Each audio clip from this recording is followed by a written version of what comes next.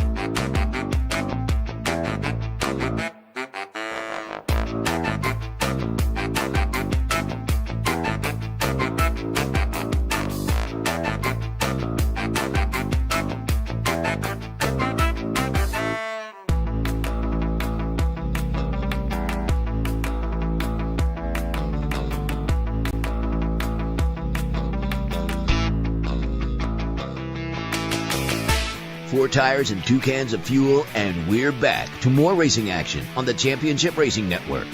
Welcome back in. As mentioned, all three of us are in studio, and we'll talk about this a little bit later on in the show. This is going to be our last show for 3 weeks.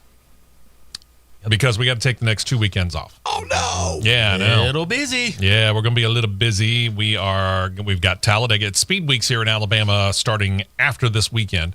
So we got Talladega, and I've said it here on this radio station and CRN Live on YouTube many times. I've been lucky enough to be one of the PA announcers out there since 2007, and Matt's going to join us. So John is not going to try and venture to do 2 hours of racing by himself.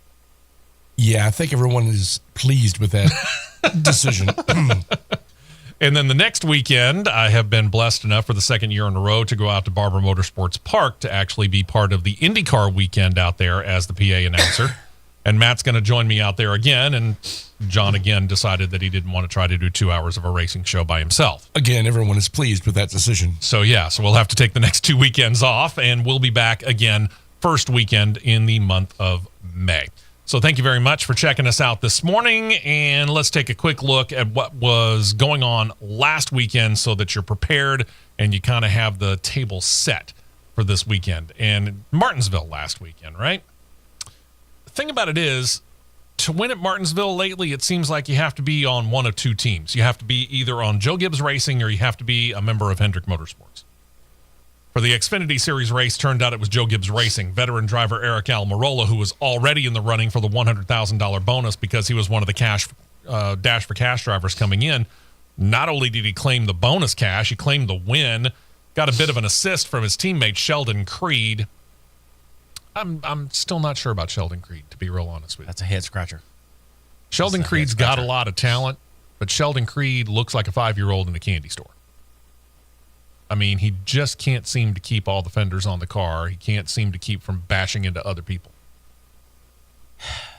The best way to put that one is he's getting a little in over his head. Yeah, he needs to settle down, realize he's got talent. Take the talent and run with it. Yeah. Anyway, Almirola gets the lead on the restart on the green-white checkered finish, and when the three cars tangled coming out of turn 2 on the white flag lap, Almirola cruises to win. Marks his 5th win in Xfinity Series competition. His first one came way back in 2007. Yep. The one that Denny Hamlin won. Did they give him credit for because he started the race? Yep. Yeah. Almirola led in the end 148 of the 251 laps run. He beat Sam Mayer to the finish line, Chandler Smith, Carson Kvapil. Sitting in the 88 for Junior Motorsports, claiming 4th. Nice run for him. Justin Allgaier 5th, then Sheldon Creed. Sammy Smith, Cole Custer, Jesse Love, and Josh Williams fell out the top 10. Chandler Smith and Austin Hill with 2 wins each, still the only ones locked into the playoffs. Almirola does get points. He is technically running for points in the Xfinity Series, but he's not full-time, so he can't lock himself into the playoffs. Sorry, dude. Cole Custer leads on points, and then you got Jesse Love, Justin Allgaier, Riley Erbst, Parker Kligerman, A.J. Allmendinger, Sammy Smith, Sheldon Creed, Anthony Alfredo, and Shane Van Gisbergen holding on to that 12th slot, a slim 2 points over Brandon Jones for that final spot to compete for the series title. Wouldn't that be a bit of a minor upset for Shane Van Gisbergen in his rookie year to jump up there and start running for a title? Oh, it's coming. Do it, man. A lot of road courses left. Oh, it's yeah. coming. Middle of the night U.S. time, Formula One got things running in Japan when all was said and done, and, well, to nobody's surprise, it was Max Verstappen who got the win. He claimed the pole, didn't suffer a rear brake failure like he did in Australia, and he cruises on to the win more than 12 seconds ahead of his teammate, Sergio Perez. Only 12? Wow. It wasn't 50. I got to admit, I'm still somewhat baffled by this, though. Yeah. Your teammates, you have effectively the same car, and you're still getting blistered by 12 seconds. Yep, that's a little bit of a head scratcher. All right, then. Following the Red Bull twins were the Ferrari twins, 3rd and 4th in the form of Charles Leclerc and then Carlos Sainz. Lando Norris parked his car in 5th. 6th through 10th, Fernando Alonso, George Russell, Oscar Piastri, Sir Lewis Hamilton, and Yuki Tsunoda gets a top 10. Verstappen now with a 77 to 64 point lead in the driver's standings over his teammate Perez. Charles Leclerc up there with 59. His Ferrari teammate Carlos Sainz next with 55. Lando Norris got 37. His McLaren teammate is next with 32. That's right. Red Bull 1 and 2, Ferrari 3 and 4, McLaren 5 and 6. There you go.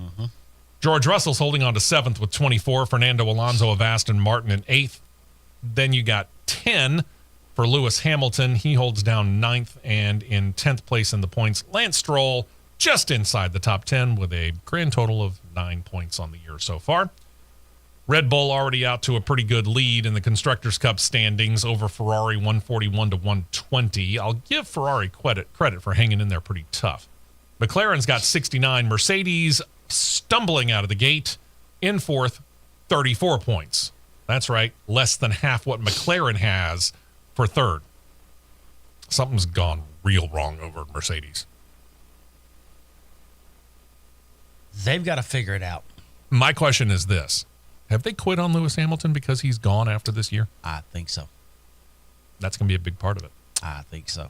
Aston Martin's got 33. VCarb, that Visa Cash App Red Bull team, VCarb, shows up with 7. Haas F1's got 4, and then you still have the 3 scoreless teams, Williams, Sauber, and Alpine. We'll get back to them in a bit.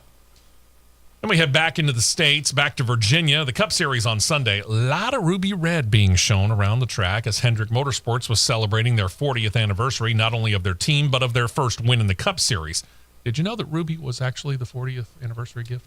I did not know that until last weekend. Yeah, I didn't. Same here. Yeah, I didn't know that until last weekend. About the only thing I knew was gold was 50. And silver's 25. Silver's 25. Platinum is 70, 75. I think. Yeah, 75. Yeah, I won't live to see Ruby.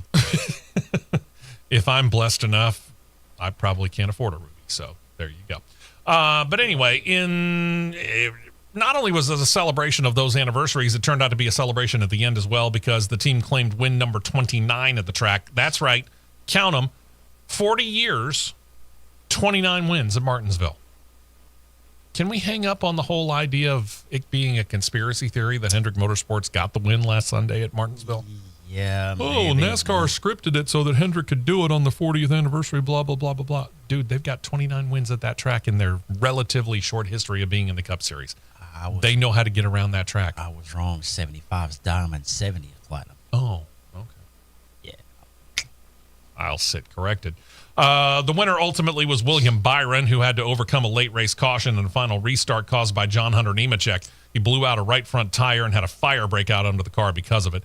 Byron besting his Hendrick teammates Kyle Larson and Chase Elliott to the finish line. It was a Hendrick 1-2-3 finish. This is a first.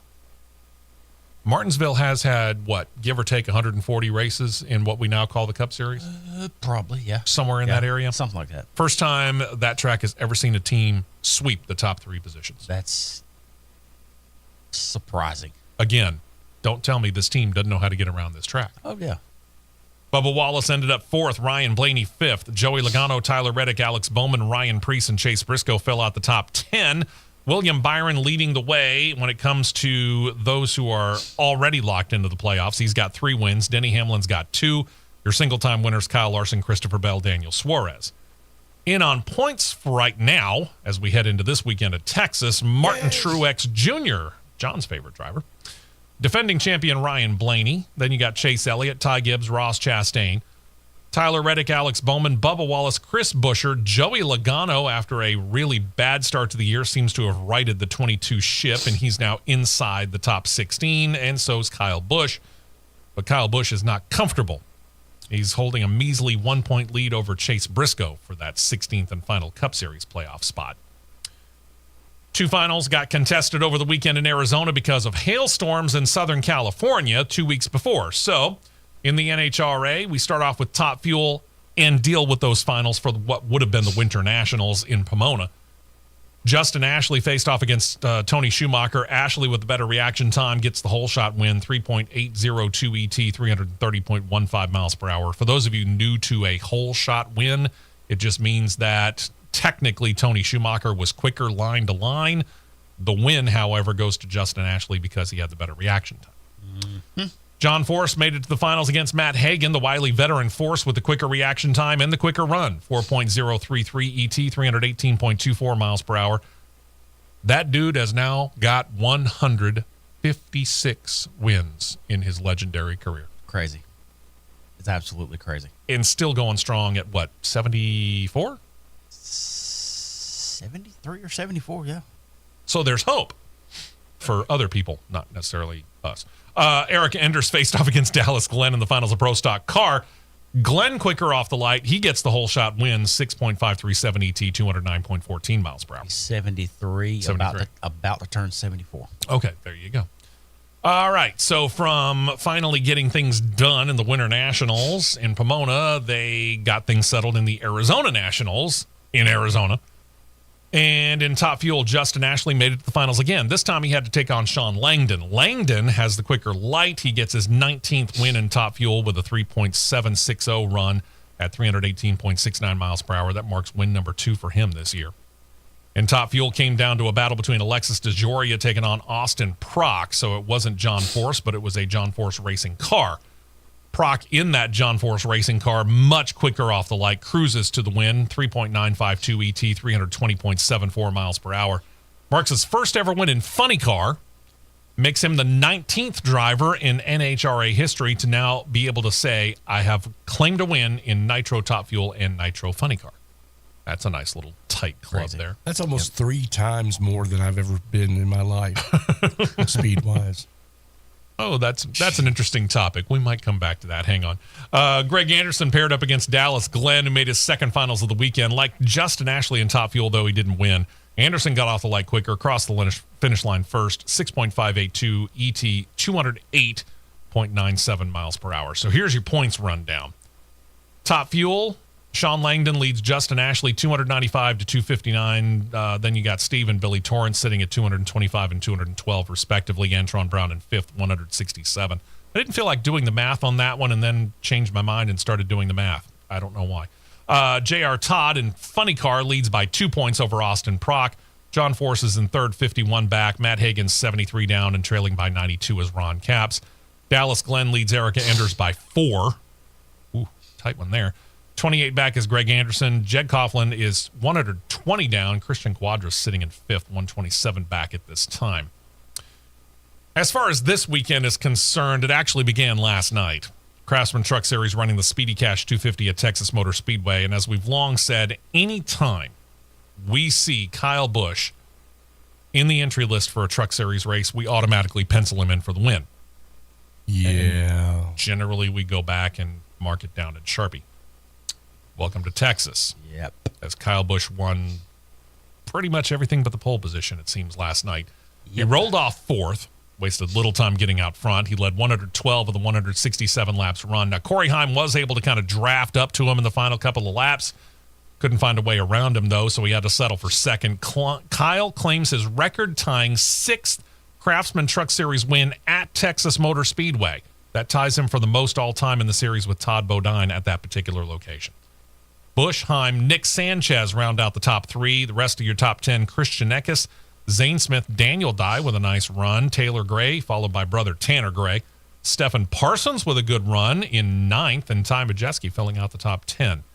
Christian Eckes leads the way in Truck Series points with 2 wins. Corey Heim, Nick Sanchez, Rajah Caruth each have a win apiece. They're locked into the playoffs. Obviously, Kyle Busch running for points in the Cup Series. He's not eligible for the playoffs in the Truck Series.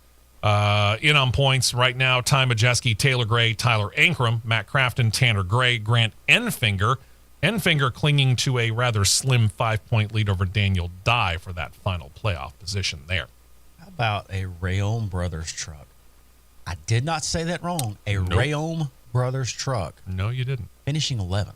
I need to have you look this up, by the way, because Formula E getting race number 1 of a doubleheader weekend in Misano, Italy. That race got underway, I think, just before we went on the air. So we'll keep you updated on it. I don't know whether it's over yet or not. Checking it now. Misano World Circuit, by the way, is a 2.1 mile long, 14-turn course as Formula E is running it. So that's one of the longer courses the Formula E runs on throughout the course of a year, because they generally run on some sometimes even sub 1.5 mile long tracks. They are on lap 8 of 28. Okay, so they just got started. Yeah, 15 minutes in, it looks like, and Sam Bird is leading. All right, we'll keep you updated on that.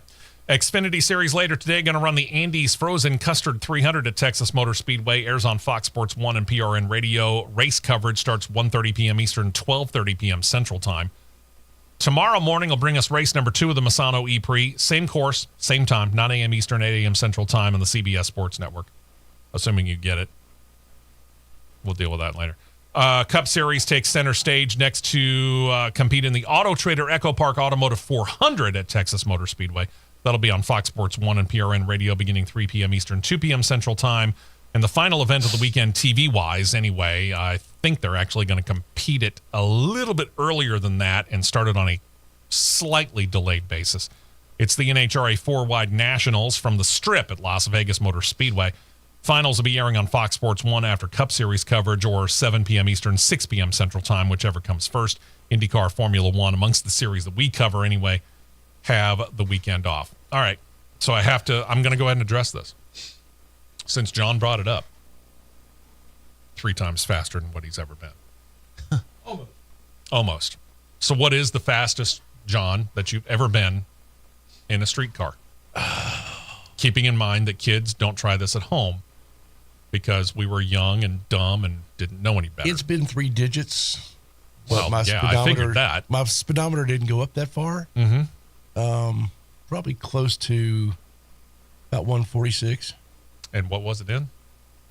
A Dodge Charger. Okay. Steve? 1976 Olds Cutlass. Mm-hmm. Saw 120 on the speedometer and went just a little past it, so I'm going to say probably in the 125 range. Again, kids, don't try this at home.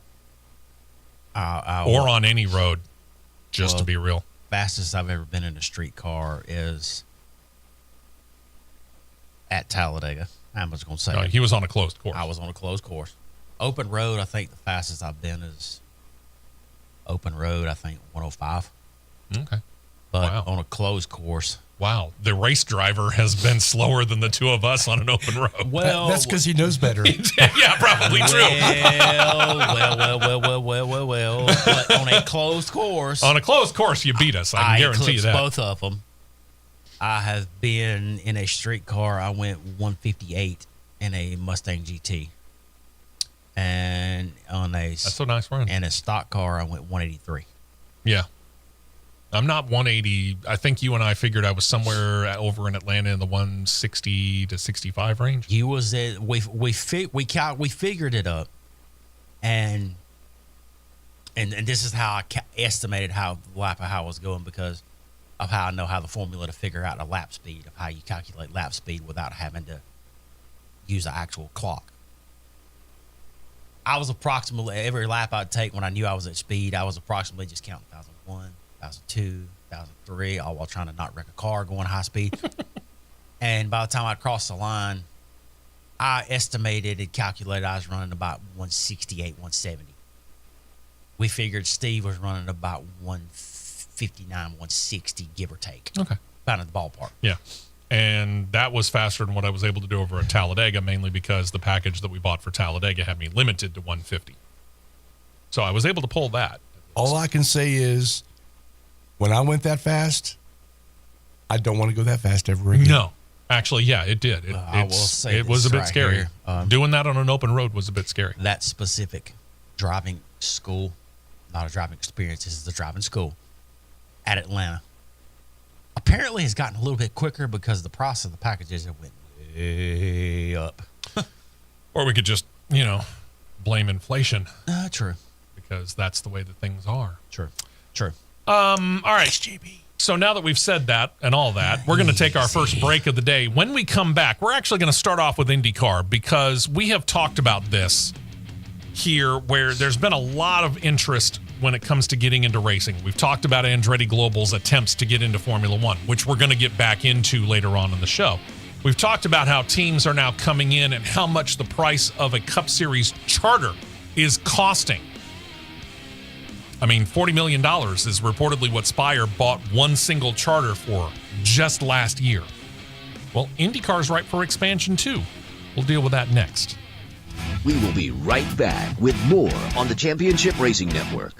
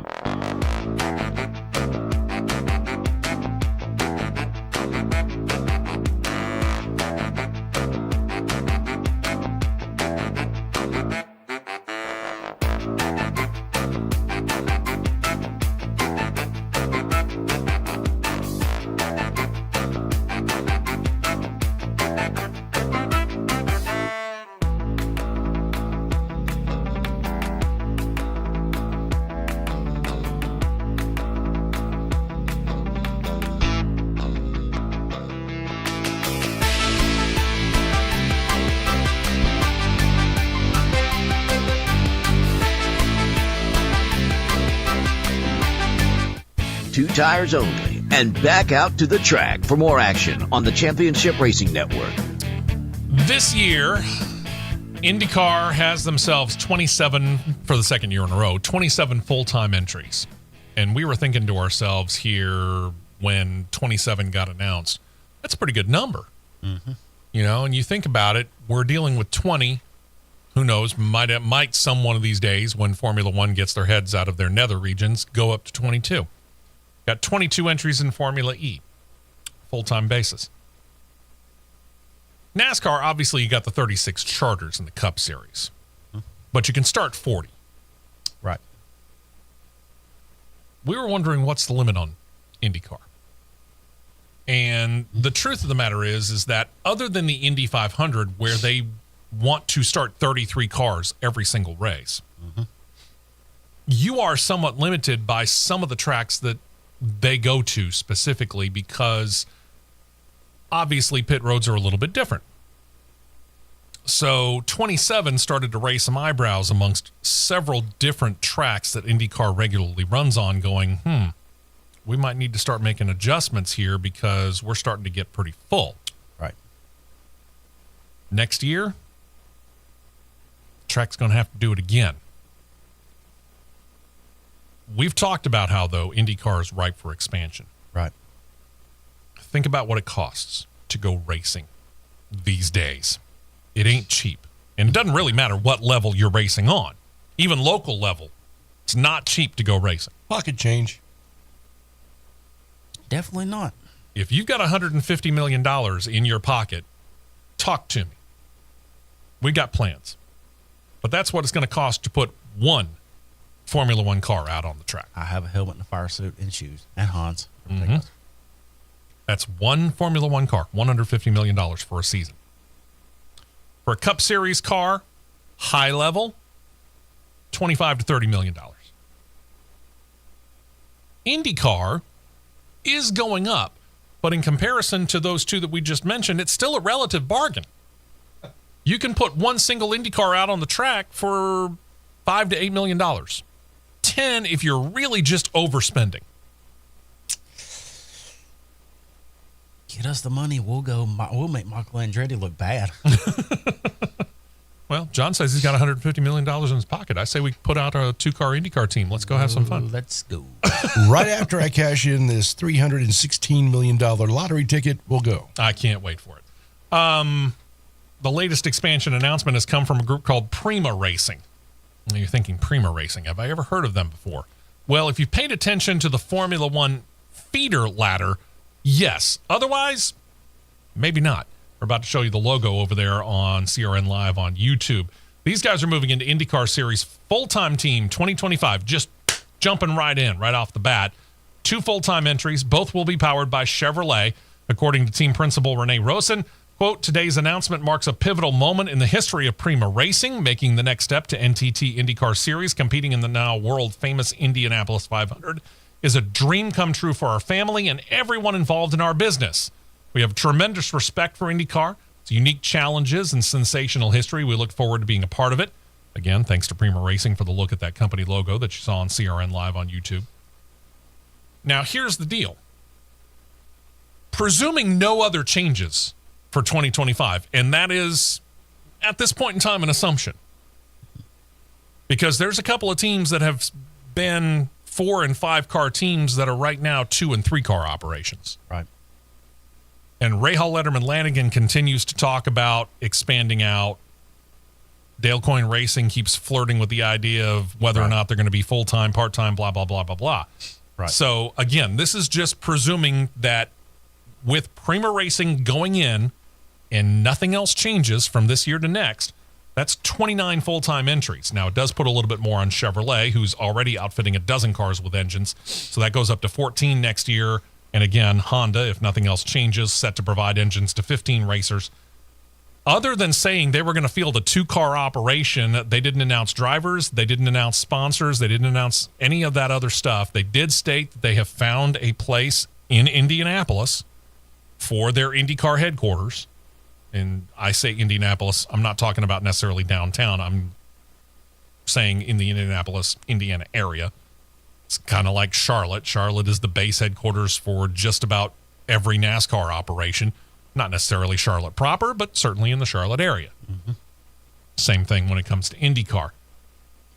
No drivers, no sponsors. They promise both of those soon. It's not going to surprise me at all if they pull from their driver list that they've got in Formula 2, Formula 3, whatever. Yeah, that wouldn't be a total shock. Now, maybe when they get to the ovals, somebody that's got more oval experience, whoever that may be, may yet to be seen. But yeah, we'll see. Prima Racing, they've been around for a while. They've been a very successful organization in the Formula One feeder ladder. They began back in 1983, and since then have had future F1 drivers like Jacques Villeneuve, Charles Leclerc, and Oscar Piastri drive for them, and that's just the tip of that iceberg.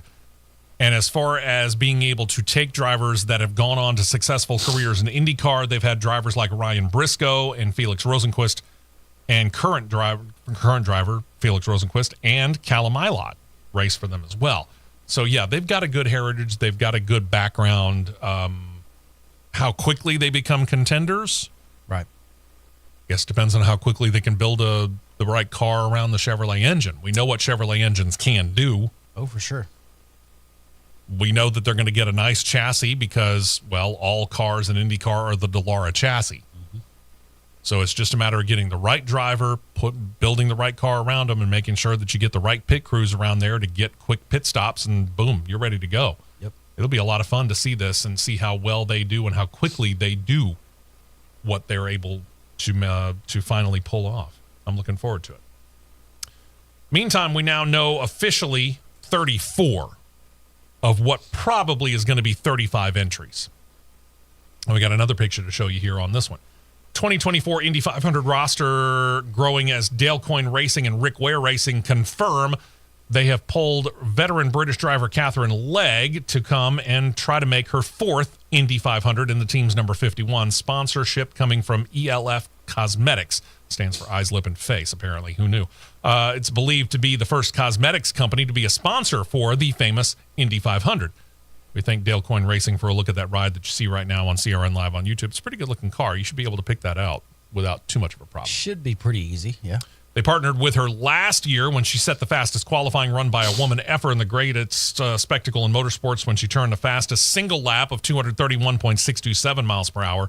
She also had the fastest four-lap average, 230.070 miles per hour. But last year, she was in a Rahal Letterman Lanigan racing car. Big difference this year. Yeah, Dale Coyne Racing and Rick Ware. And I got to admit, I've been in the past impressed might be a little bit too strong of a word, but they have certainly raised my eyebrows as to the fact that they actually had better performance than I was thinking that they were gonna have. Agreed. But this year, right now, what I've seen out of Dale Coyne Racing, flop, with or without Rick Ware, flop. Yeah, you want to talk about stumbling out of the gate? Big time. They've fallen flat on their face. So, I mean, at this point in time, congratulations, Catherine. Do a lot of work on that car. Get that car running right. Maybe bring in some outside help. Something. Because what they're doing right now over at that shop, it ain't working. Nope. You know, I get the pull. I do. I get the pull of wanting to be in the Indy 500, and you got a sponsor. But give yourself a shot. And I hate to say it. I'm not really, she's not guaranteed to get in. Again, 33 cars are going to start right now. We're thinking we're going to get 35 entries. She's the 34th confirmed driver and car. Right. We'll get back to that. Meantime, Kyle Larson set to take the next step in his path to racing in this year's Indy 500. He took part in an open test this weekend. It was scheduled for Wednesday and Thursday. I say scheduled because, well, weather.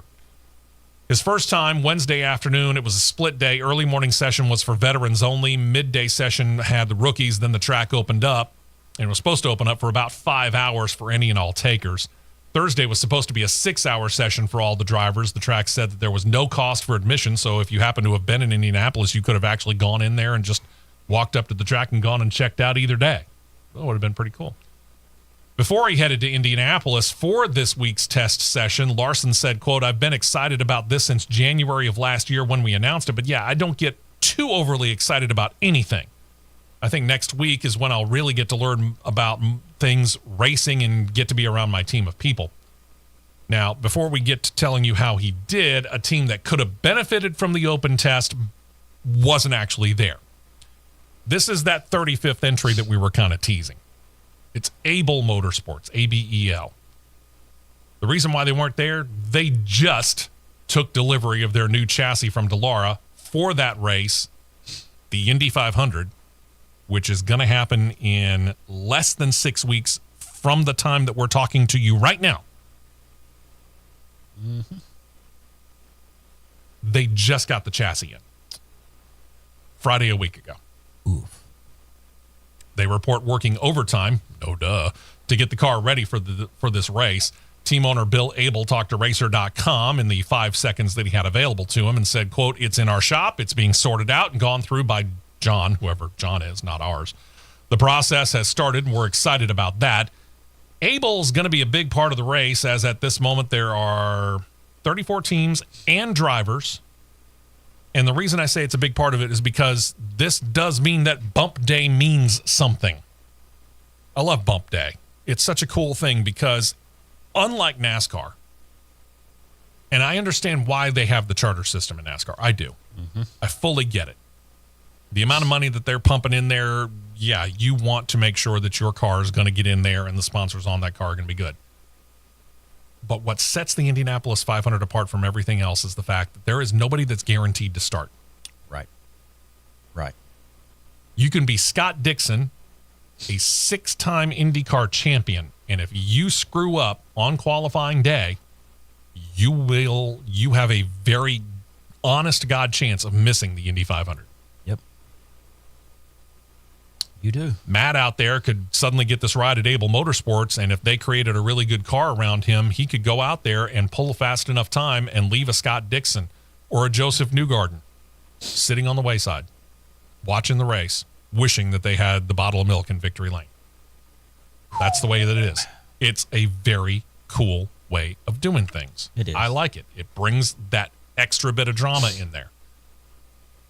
But as far as Able is concerned, yeah, they got a car.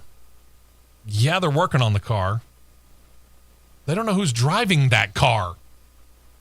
R.C. Anderson is the favored driver, but he's going to have to find some sponsorship. Able reports that if Anderson cannot lock down a sponsorship deal, there are some other drivers that have expressed interest. IndyCar veteran Charlie Kimball is one of them. We talked about Stephen Wilson. He's been in a couple of different Indy 500s as well. Mm-hmm. He'd love to get in that car. Devlin DeFrancesco was a rookie just last year. Doesn't have a full-time ride this year. He's available. I guess they've got sponsorship that they could bring to the car? Maybe. Able reports he's getting calls seemingly every day about interest in driving the car for the team if the opportunity and the money comes about. But I guess he's waiting to see, I guess, right of first refusal belongs to R.C. Anderson. If it was me, I would be pegging DeFrancesco to drive the car before R.C. Anderson. If it's me, I like the idea of R.C. I like where you're going with that, Devlin DeFrancesco. I'll be honest with you. Charlie Kimball wouldn't bother me either. And I'm looking at it like this. I'm going to tell all three of them in a conference call or a Zoom meeting call, whatever it is. I'm just going to tell you flat out. I like all three of you.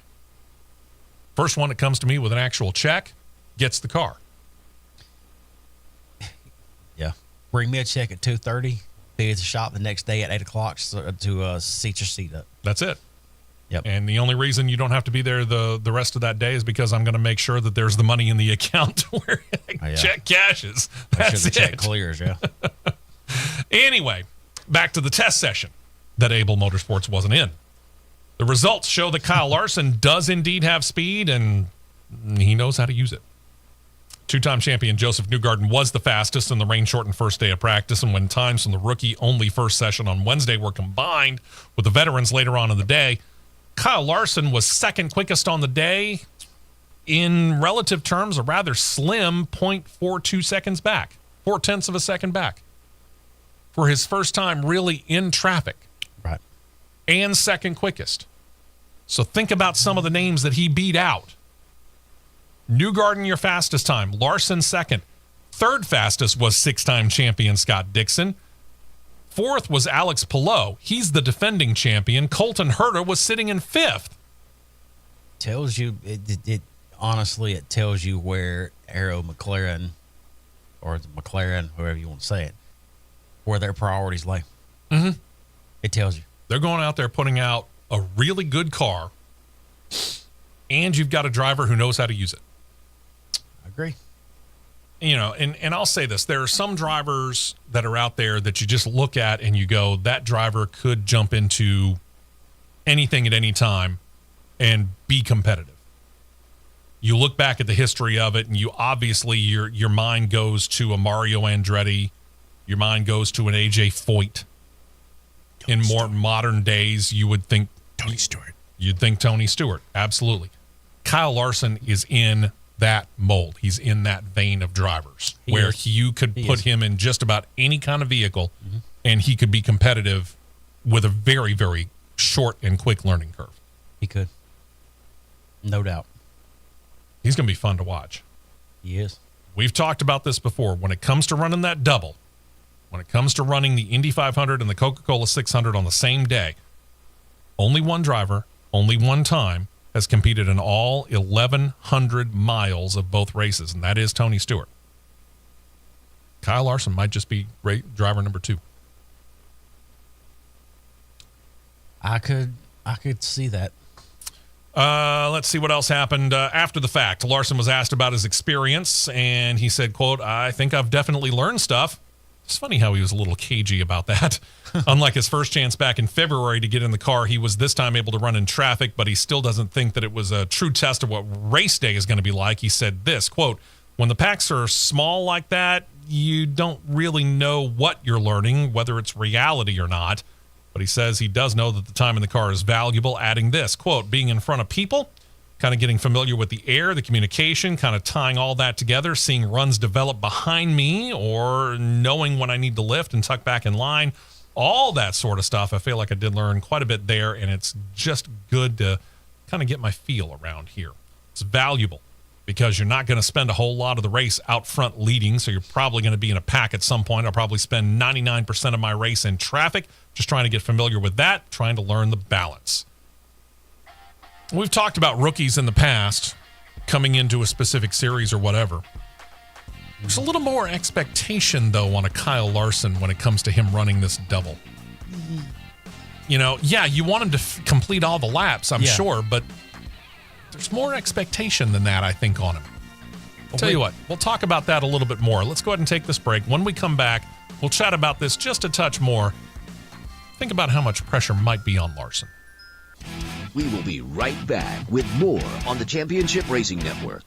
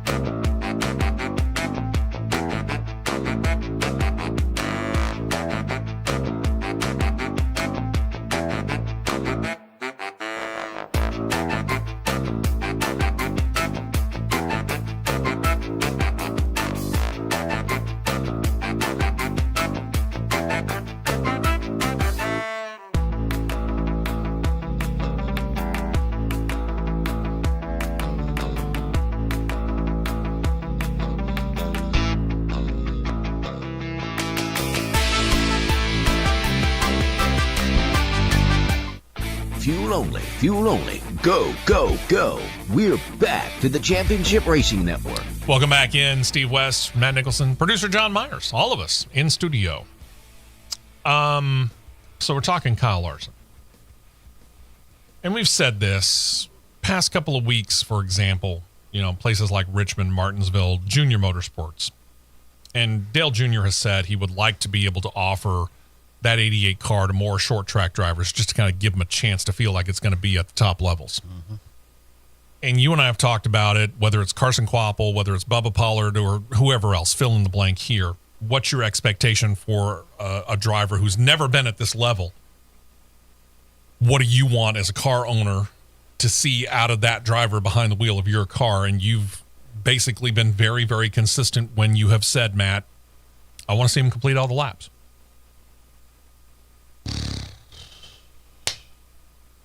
Kyle Larson, yeah, technically he's a rookie when it comes to running the Indy 500, but Kyle Larson's no rookie. Oh, no. And Kyle Larson's driving a car that is being prepared by Arrow McLaren Racing, which is not a backmarker by any stretch of the imagination, in cooperation with Hendrick Motorsports. HendrickCars.com is going to have their sponsorship all over that car. Mm-hmm. And then he goes out there in this open practice and he posts the second fastest time behind only Joseph Newgarden, besting again six-time champion Scott Dixon and the defending champion Alex Palou. The expectations are raised, aren't they? Quite a bit. So when it comes to asking the question come Memorial Day weekend when we actually go racing in the Indy 500, weather permitting, now what do we expect out of Kyle Larson? It's got to be more than finishing all the laps, isn't it?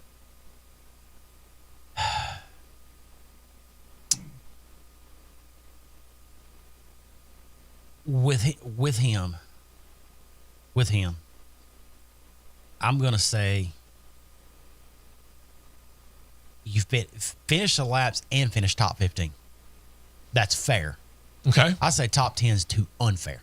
You think it is? Top 10's unfair? unfair? Top 10 is unfair. Because that's what my expectation would be. I would say top 15 clean expectation. My definition of clean expectation. Okay. Realistic would fall as clean. If you want to go an optimistic expectation, top 10.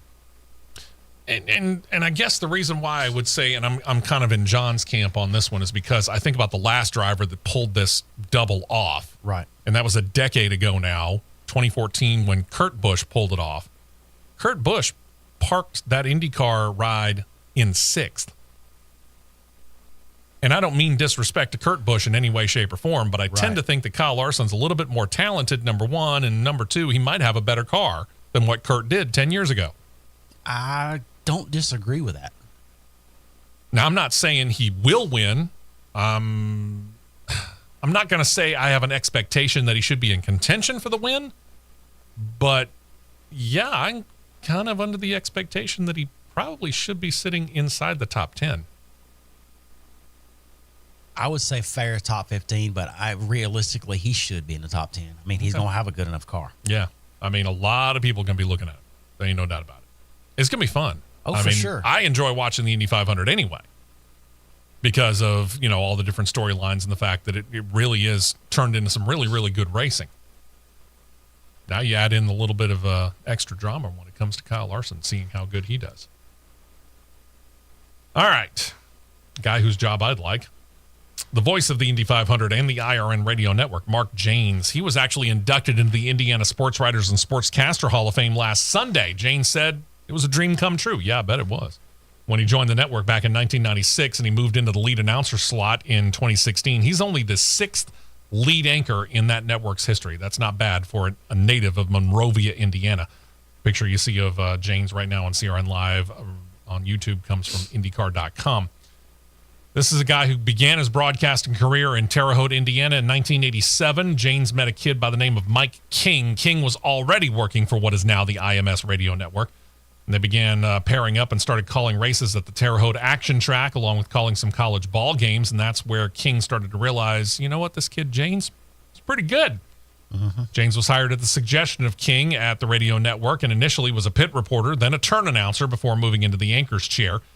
James credited the likes of King, the late Bob Jenkins, Gary Lee, John Royer, and many others in a 20-minute-long acceptance speech for his life in motorsports broadcasting. Not only does he do that, he teaches communication at his alma mater, Monrovia High School, and he's also a football coach for that school. Knock yourself out, dude. James is good dude. Yeah. He's one of the, I would say, one of the more professional PA guys. Oh, yeah. Just that not counting him in there. He's in the category. I appreciate it. So, the one of the more professional ones. Yeah. Congratulations You can't to beat him. him. Very, very well-deserved honor on his part, no doubt. Speaking of IndyCar and broadcasting, last weekend a report ran in the Indianapolis Star newspaper regarding negotiations for IndyCar's television rights. The newspaper claims that now Fox has emerged as a clear frontrunner to claim the rights away from NBC. The report goes on to state that the races for the series, according to what Fox says that they've got planned, would not only put some races on Fox, think Indy 500, but they'd also put several races on cable affiliates. Notice I said that in a plural form, so that means Fox Sports 1 and Fox Sports 2. That might present a problem for IndyCar, despite any number of races that Fox Sports is willing to toss out there. But cable and satellite services dropping around the country, as we have all been hearing, and according to the most recent such report, what they call a REACH report that came out in June of 2023, there are, in the United States right now, 123.8 million U.S. television households. It's not number of TVs. That's just a household with at least one television. Fox Sports 1 is available to 72.4 million of them. That's just over 60%. Think about that. Now, I will say that you look at USA, which is partnered with NBC right now. You look at ESPN, the self-proclaimed worldwide leader in sports. They're both right in the same area as Fox Sports 1. So Fox Sports 1, you're in good shape there. Fox Sports 2, on the other hand, fewer homes. How many less? Try 52.7 million. That's less than 50% of all television households in the United States of America right now have access to Fox Sports 2. Current deal that IndyCar has with NBC and with USA also does put two of this season's races solely on the NBC streaming platform called Peacock. But they don't seem all that worried about that.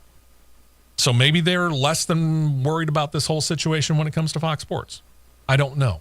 Yeah, I mean, right now, I find it hard to believe that Peacock's got 52.7 million subscribers. True. That is true. That is very true. I don't know. We'll find out. We'll see how this works. Either way, we've talked about this television rights situation before. Mm-hmm. And we're about to get into it again here when it comes to NASCAR.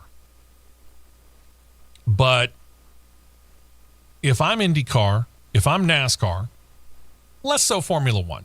Mm-hmm. Formula One's in pretty good standing.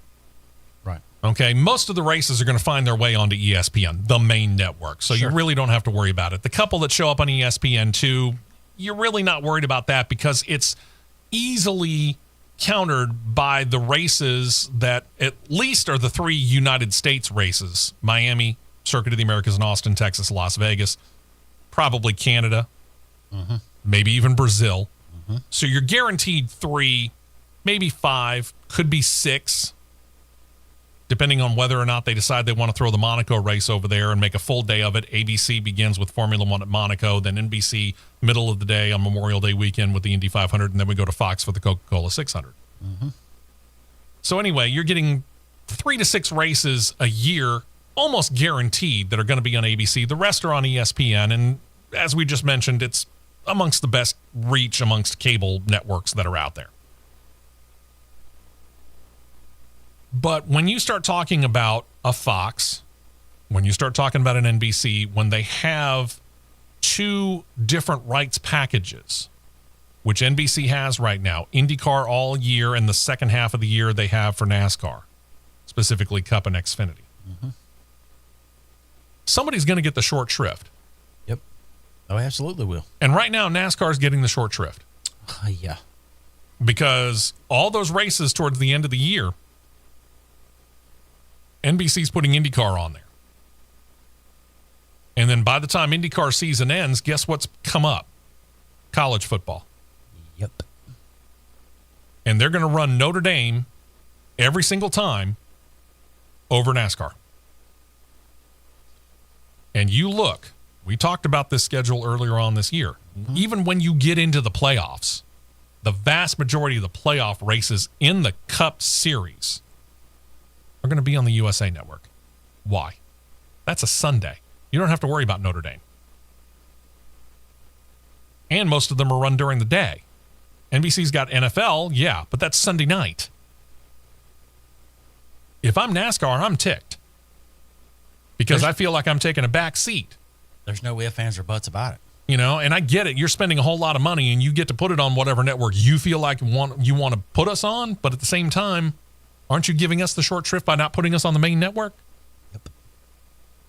By a lot. Now, all of a sudden, we're going to have that situation. Assuming Fox gets a hold of IndyCar, now all of a sudden it's switched. Mm-hmm.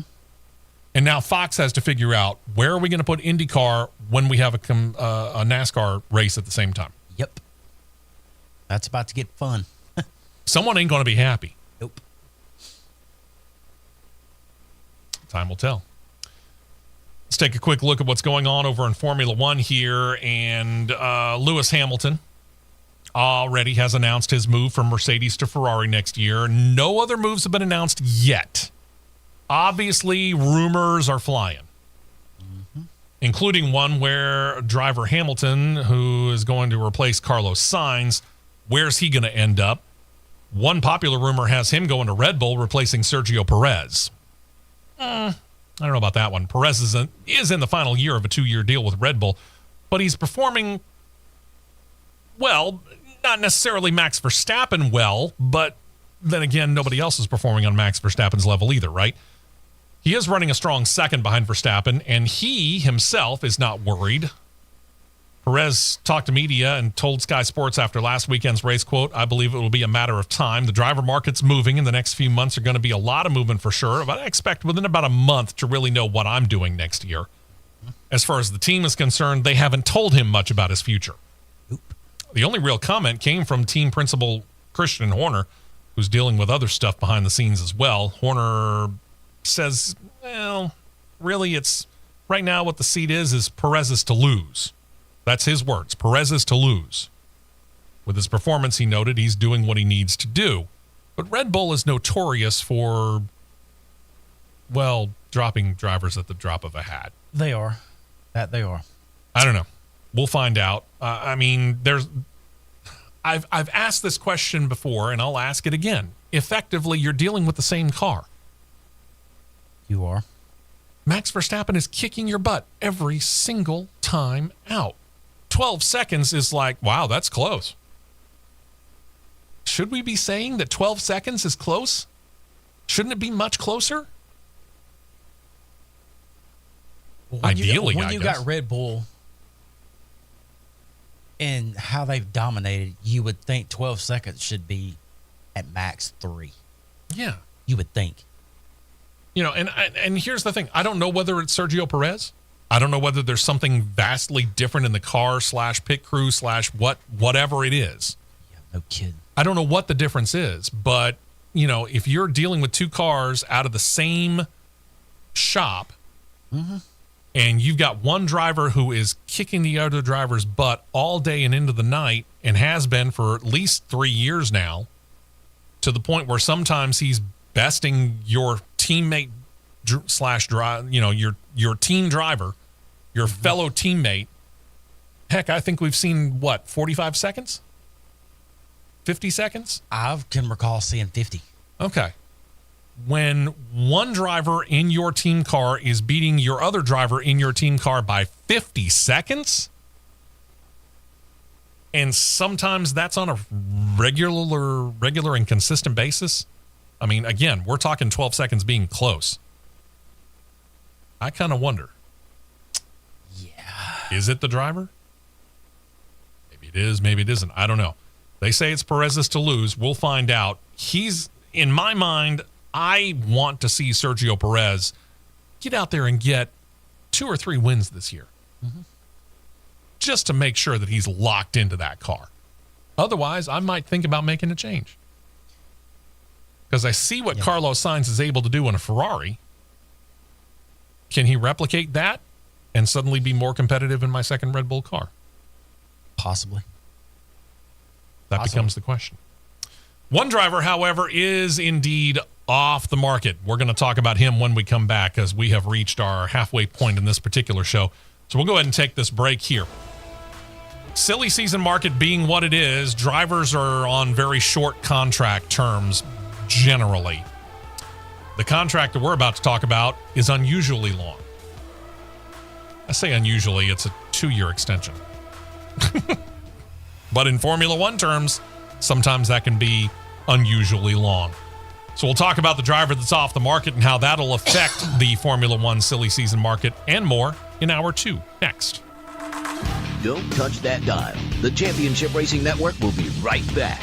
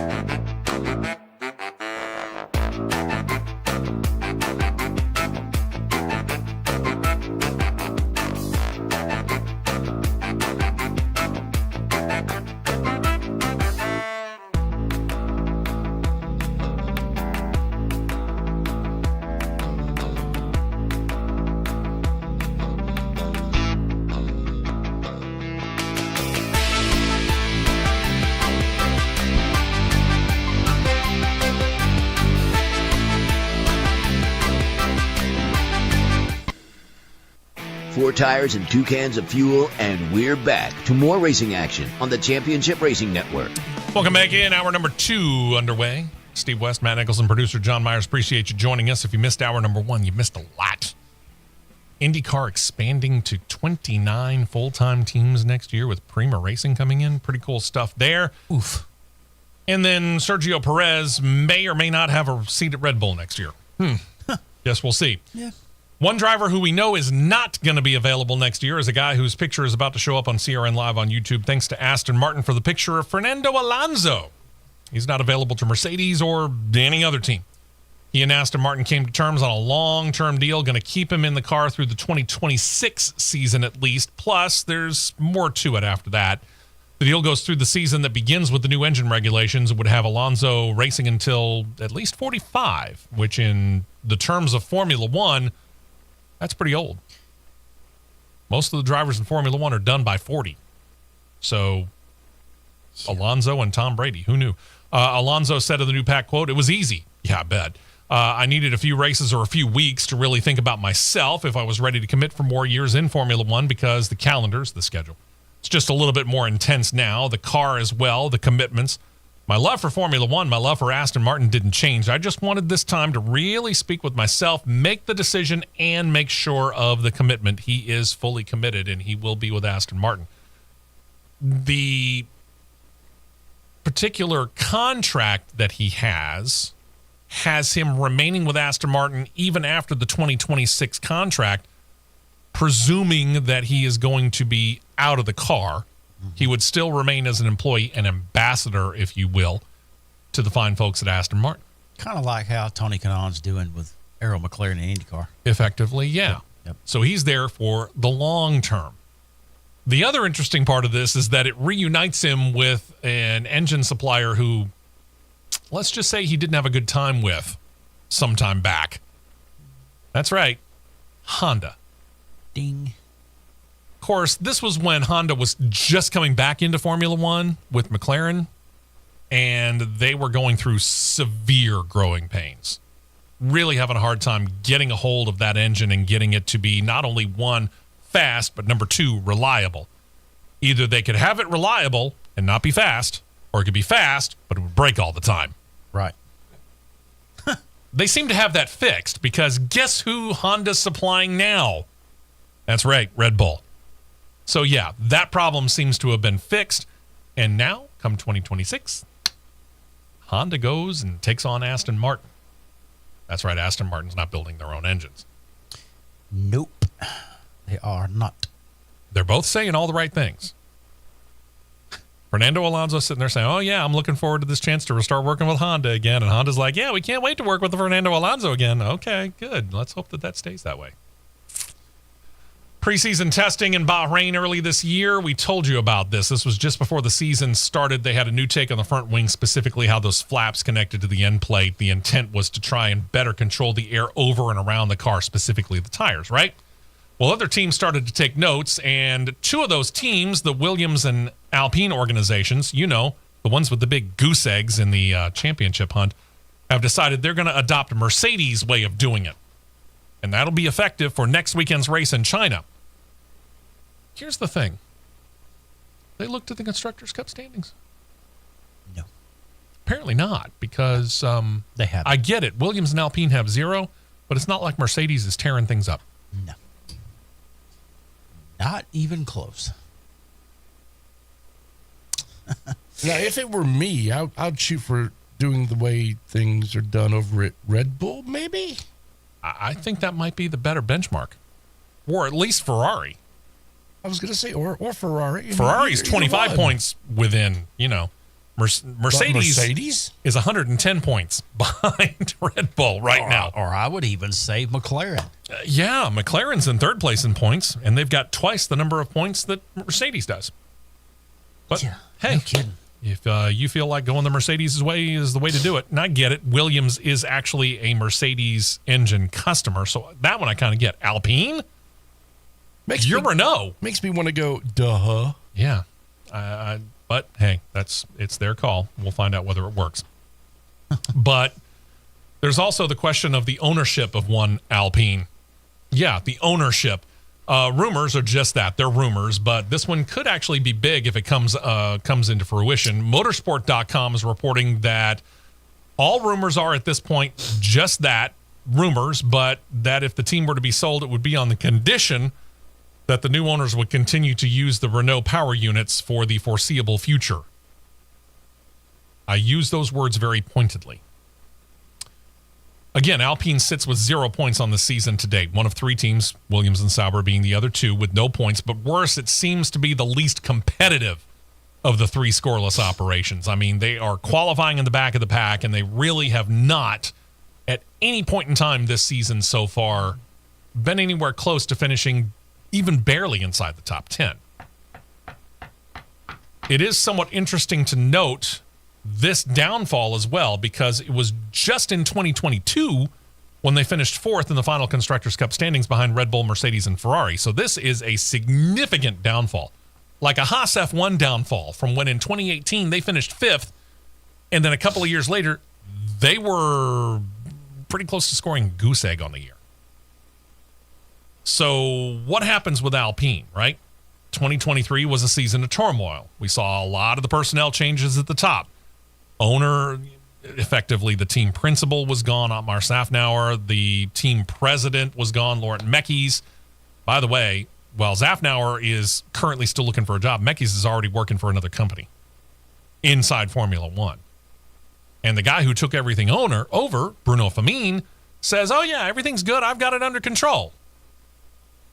Do you? Let me refer you back to the Constructors' Cup standings where you got a goose egg. That's Alpine. That's Michael Andretti knocking on your door. Here's the problem with that. Again, the reported condition of any sale means keeping Renault power for the foreseeable future. Now, Renault had already said they had a handshake deal with Andretti that was going to basically tide them over until that deal with Cadillac came to fruition and Cadillac was ready to start giving them motors. Cadillac seems to think they can do that by 2028. Assuming Andretti Global were to get in, I'll just say next year. Let's presume that they could actually get the car up and running, and Formula One approved it, and they started running next year. 25, 26, 27. 3 years. Is 3 years the foreseeable future? Yeah, could be. If you're Renault, is that what you want as a foreseeable future? Because Renault has been within Formula One really kind of on and off, but they've been a regular part of Formula One pretty much the entire history of that sport. If you're trying to bail, 2 years is the foreseeable future. I mean, Renault, no. I guess we'll find out. Oh no. That's oh no. Ruh-roh.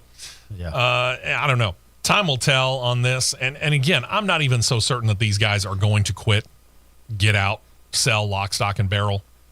I mean, with as much money as they put into this over the last, I would say probably 15 years-ish, where they did sell out for a little while, but then they turned around and bought the team back and brought them back into the fold. I got a hard time believing that they're looking to get out.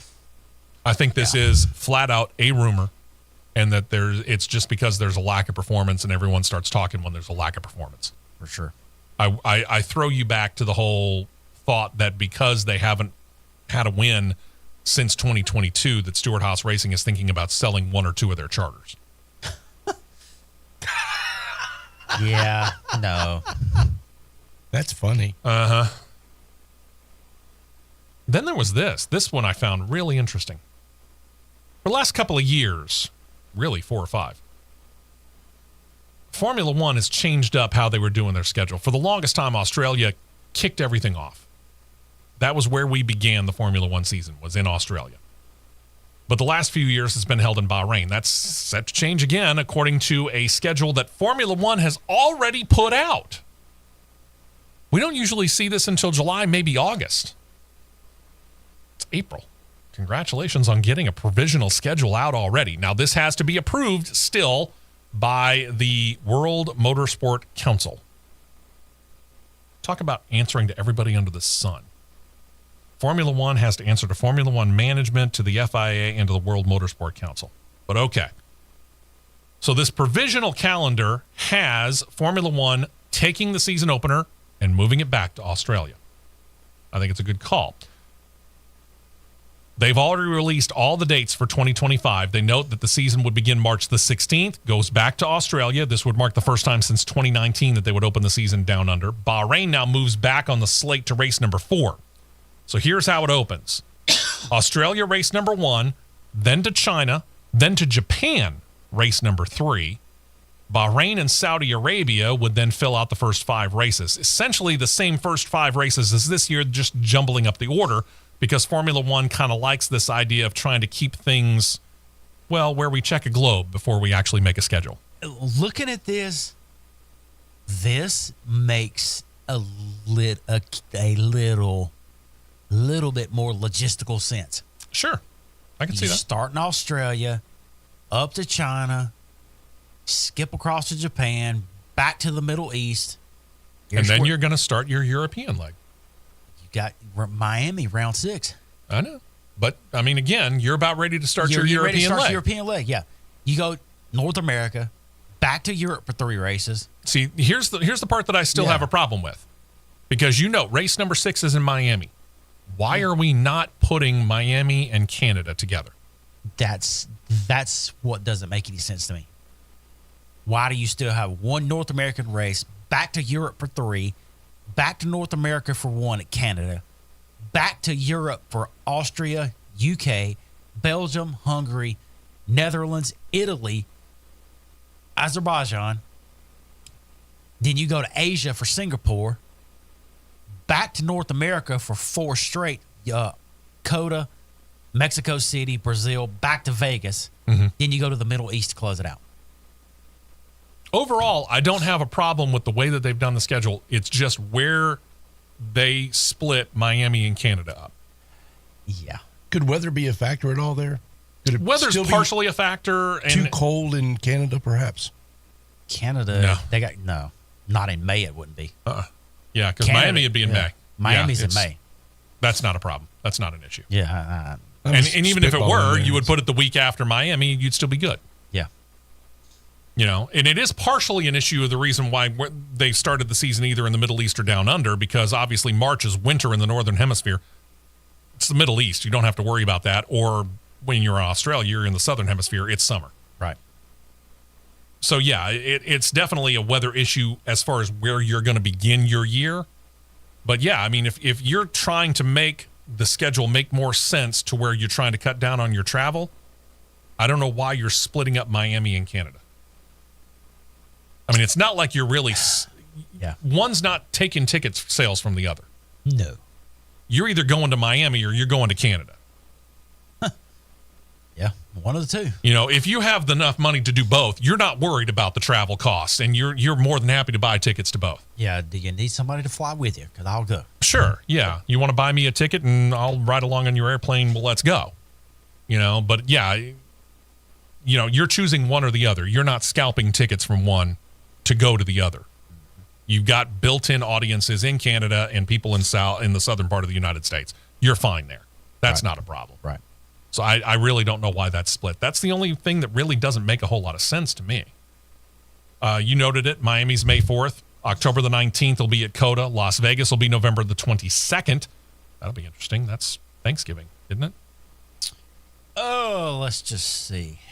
While he looks that up, the season would go on from there, as you noted, to December the 7th. The season would wrap up with a 3-race flurry, three weeks in a row. Vegas to the Middle East to Qatar, and then the season finale at the Yas Marina circuit for the Abu Dhabi Grand Prix. Week before. That's the week before Thanksgiving. Yep. Okay. All right. I was just checking. Thanksgiving's the 27th. Overall, I like that schedule. It's not bad. If I'm the World Motorsport Council, I go ahead and rubber stamp it and say, yeah, go for it. Yeah. While at the same time questioning, can't you put Miami and Canada a little closer together? Yeah. You're trying to do this pod racing sort of thing where you've got all these races set up in little geographical pods. This is the one that doesn't fit into your pod system. Fix it. Let's take a break here. When we come back, we'll talk about that Andretti Global entry because we got another update on that. Stay right here for more on the Championship Racing Network.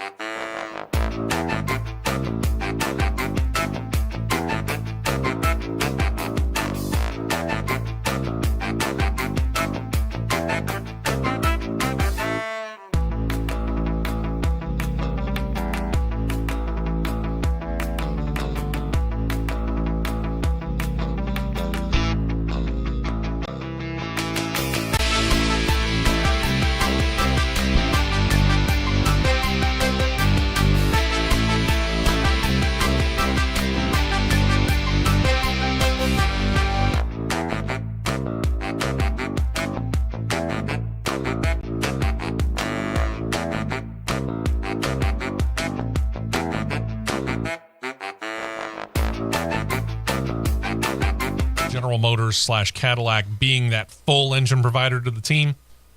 Andretti isn't sitting back and waiting for that day to come. They announced that their new 48,000 square foot facility in Silverstone, England is now officially open and ready for business. It'll employ about 80 people initially as they're working on developing racers that could be ready for the 2026 season. There's the building. You can see it right now on CRN Live on YouTube, thanks to Andretti Global themselves for a look at the grand opening of it. Michael Andretti was on hand for the grand opening, said this, quote, "We have said that our work continues. This new facility embodies that work. While we plan to have an all-American team with the car assembled in the United States, having a European base is a great way to attract the best in F1 talent with state-of-the-art machinery. I want to see integration between all the bases between the United States and Silverstone as we move forward, but that is already happening today with some really great collaboration on all fronts.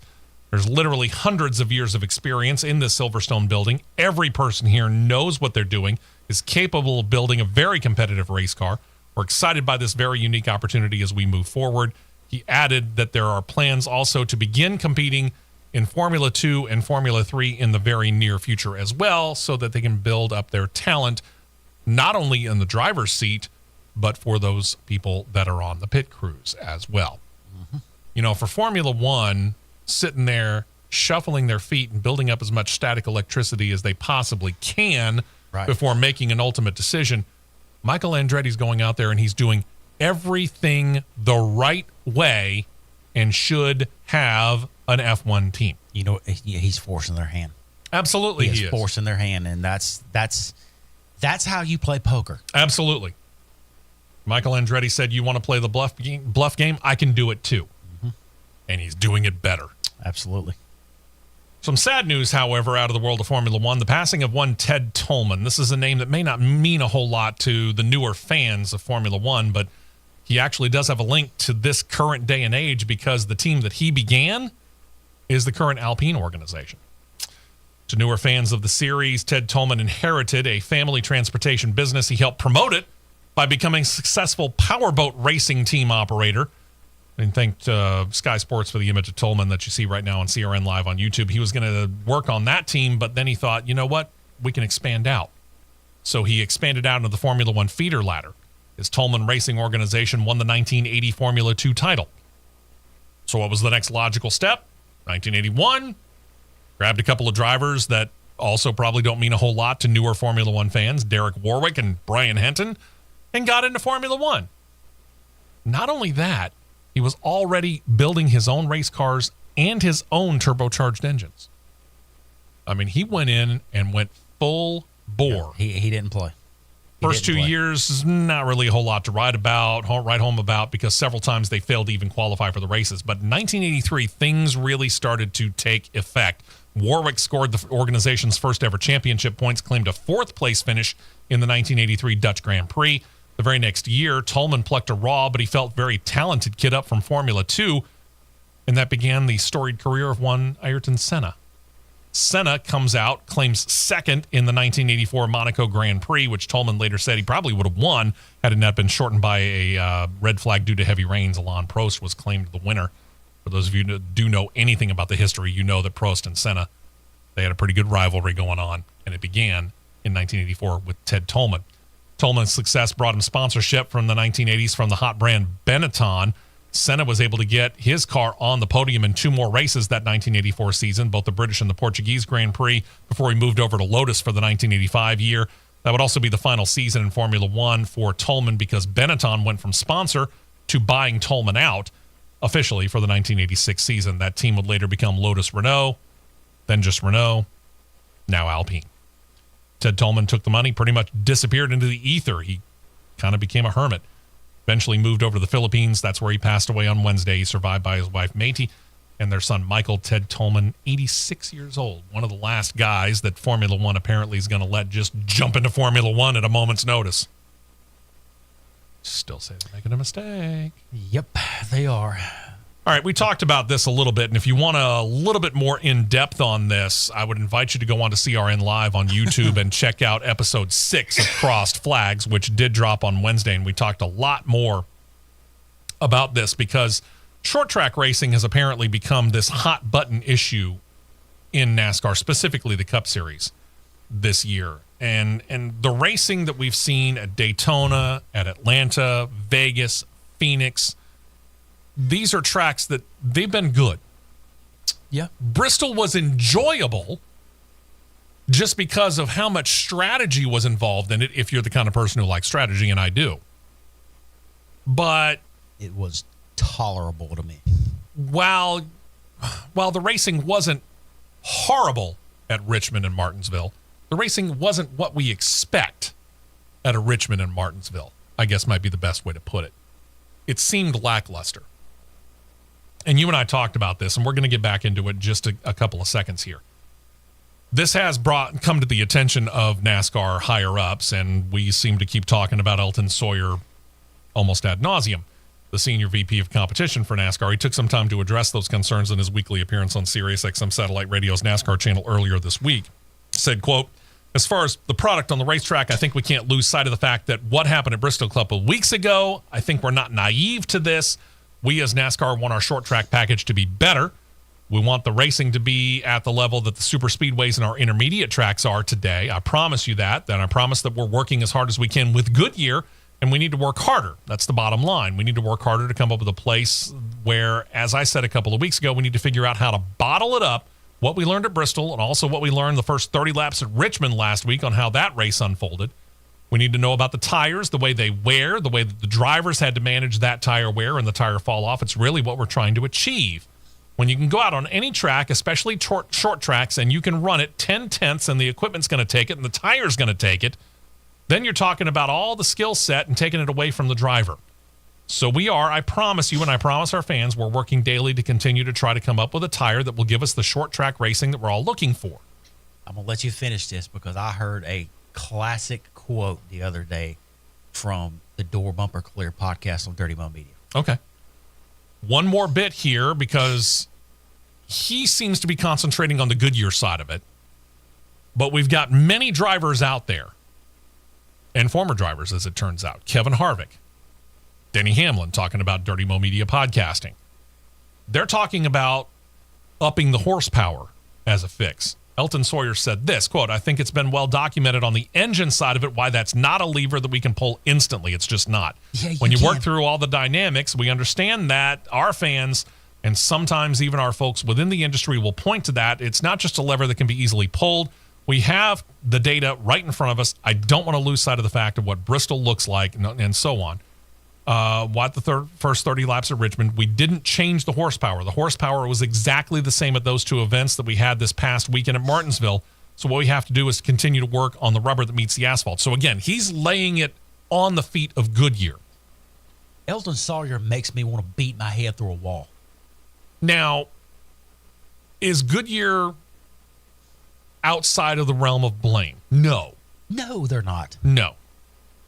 And there's a prime example of this. It's Joey Logano. Yeah. Joey Logano last weekend at Martinsville came down, pitted one time in the first almost two full stages. And when he pitted, what did he do? He changed the right side tires. The left side tires remained on that car for 180 laps. Now, that's not supposed to happen at Martinsville. For Goodyear, this is a good and bad thing. It's a fantastic thing when you talk about wanting to sell tires to people like myself and to Matt and to John. Holy cow, they built a tire that lasts at Martinsville for 180 laps. That's the kind of tire I want on my car. Sure, I get that. But when it comes to racing, it ain't supposed to be that way. You just said it. It ain't supposed to be that way. Tires are supposed to fall off. I can give a little bit of a comparison here. You had three main compounds that you had in dirt. They were classified under different tire codes, but they were essentially the same compound. You had 1350, 1450, 1600. Soft, medium, hard. Same compound, but under a different branding. Let's word it that way. All right. D21, D45, D55. Soft, medium, hard. If you had a short race a short race, throw the D21s on, throw the 1350s on, and hang on. You're putting the soft ones on there because you And want you're- as much Yeah, traction as you can get, and you're not worried about the tire wear because it's a short sprint. exactly. And guess what? Everybody had different levels of horsepower. You don't have the same number of horsepower. I'm going to go ahead and say this. Bubba Wallace's spotter, Freddie Kraft, had the most, had a perfect analogy here. I heard this quote. It was a clip that I saw on social media. He said, I looked down at one point in the race and I told Bubba was trying to figure out where to go and figure out what to do. He said, I had to tell him, Bubba, you're not going to go anywhere. The top 23 cars were within 1/10 of a second of each other at Martinsville. That's not supposed to happen. No, it's not. 1/10 There's not of a enough second. separation between the cars. He said there's no separation. He said, this is not a tire problem. This is not an engine problem. This is an overall car problem, Yeah. which is the combination of the aero package, the engine, and the tire setup and the combination. Like I said earlier, Elton Sawyer makes me want to beat my head through a wall. Tell us how you really feel, man. I think I will. Because it's not all on Goodyear. No. And I said this on Wednesday on our podcast. Mm-hmm. If you will pull your heads out of your rectal cavities and listen to the people that are behind the steering wheel, that are out there doing the driving and not worried about data, whatever you want to call it, I promise you, this sport will take in a complete 360-degree swing. And I'll say this right now, and we're going to leave it on the podcast because it was enunciated better there than either of us could do it again. When it comes to that horsepower concern, where Elton Sawyer is basically saying you can't pull a lever and do it, Matt dealt with that during the podcast. Go find episode 6, Crossed Flags, on CRN Live on YouTube. Go check it out. We'll basically debunk that thing just like that. Oh yeah, it's debunked really, really quick. And I used this analogy a couple weeks ago that I'll say on this airway. We're not an overall sports show, but I'm going to use an overall sports analogy. And this is trending this way.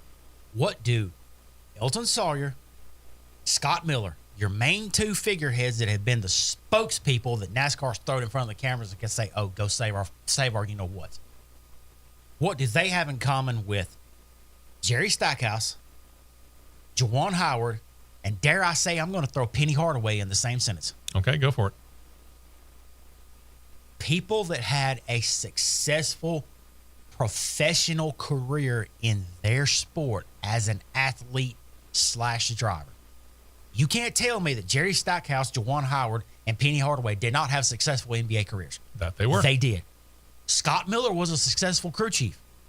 Elton Sawyer, it was a decent Busch Series driver. Yeah, I mean, you got to call him successful because he spent a good number of years at the upper levels of NASCAR. Decent success, but spending the number of years up there, he was successful. But all those put together are failing miserably or have failed as a classified leader. Yeah, an executive within their sport. Executive, leader, whatnot. Yep. They have failed and they are failing. Just because you had a successful professional career doesn't mean you could translate it into like a coach or a director or something. No, it doesn't mean it. Some can. Most don't. A lot of them don't. I thought after we detailed this last week that maybe Denny Hamlin and Marcus Smart had grown brains. But we detailed that back and forth on Twitter last week about that pothole that developed at Sonoma Raceway after it had just been paved and how much Denny Hamlin just ragged on Marcus Smith, the president, now basically owner of Speedway Motorsports Incorporated. But that feud seems to be alive, at least on the part of Hamilton. Smith has, to this point in anyway, wisely not commented. Hamlin continues this week after that back and forth because of Martinsville that led to apologies. Hamlin, on his podcast on Monday, said this, quote, It's frustrating because we know that they're taking a bulk, and whenever we go to an SMI track, they're just taking the bulk of the money from the TV revenue. I know personally how much that I've invested in 2311. I would venture to guarantee you that 2311 has vested more in the sport than SMI has invested in the last 10 years. And we've done it in 4 years. Just this one team has invested more in the sport. So there's a problem there, especially when we get roughly, half of what they get on any given weekend. Oof.